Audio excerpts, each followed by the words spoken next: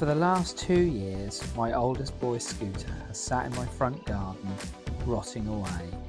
As he's moved away and no longer needs it, I thought to myself, could I get it going and could I use it myself? With the help of the dog, I had a quick once over of the scooter as we assessed the rust. The first thing to replace is definitely the exhaust. Since last MOT in 2020, it had only covered about 200 miles. The rear shock looks quite rusty, but hopefully I will be able to get rid of some of that.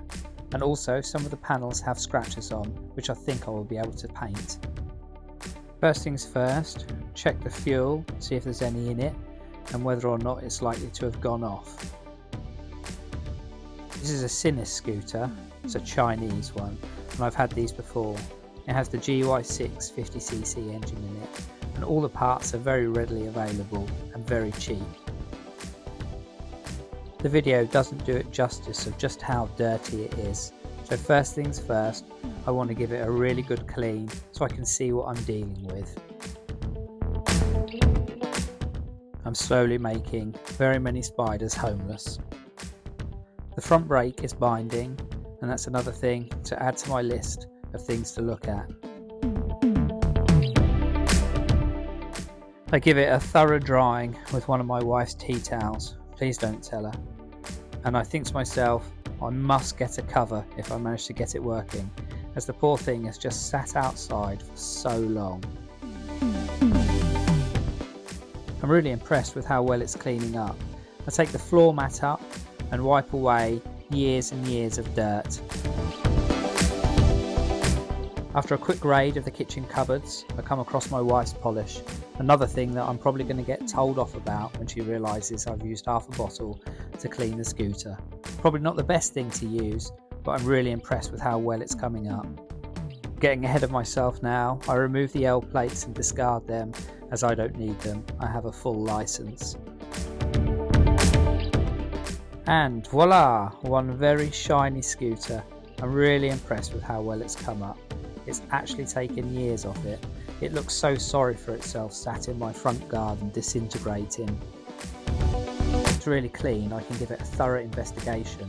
One of the things I noticed first is that the rear mudguard mounts have totally rusted through. Also, this part of the panel is damaged, but luckily I still have it and believe I'll be able to fabricate some kind of repair. Before attempting to start the bike, I check the oil.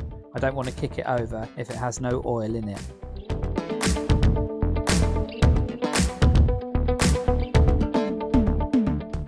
The battery is so flat that when you turn the key, absolutely nothing happens. But it is looking nice, and I'm quite excited to see whether or not I can get it back on the road and MOT'd. I kick the bike over gently just to see whether or not it has any compression before kicking it over properly. Now for the serious work. Crocs off, heavy duty shoes on. Let's see if we can get it started.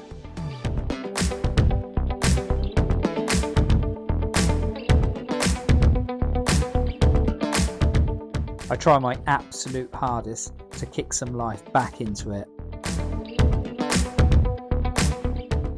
1, nothing. 2, nothing. 3, nothing. 4, nope. Jacket off, let's try even harder. No, still nothing. Out with the toolbox, let's see if we can take a look at the engine. Under the seat, there are a handful of screws that you need to undo so you can lift the entire seat away. It will give me a good opportunity to refit it properly and make sure all the panels fit when I'm finished. Right, let's see if we can get that spark plug out. Yep, off with the watch, this is getting really serious now.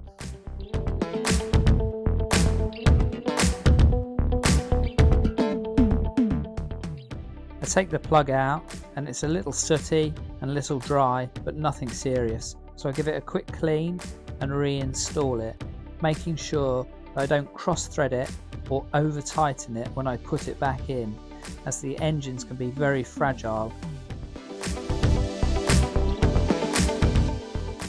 I find it best just to get the plug finger tight before attaching the ratchet and just giving it a couple of turns to get it tighter. I also check the coil to make sure all the leads are attached, and also have a quick once over of the fuel lines, which are all vacuum operated. And you guessed it, it won't start. Stay tuned for part 2, we're definitely going to get it going.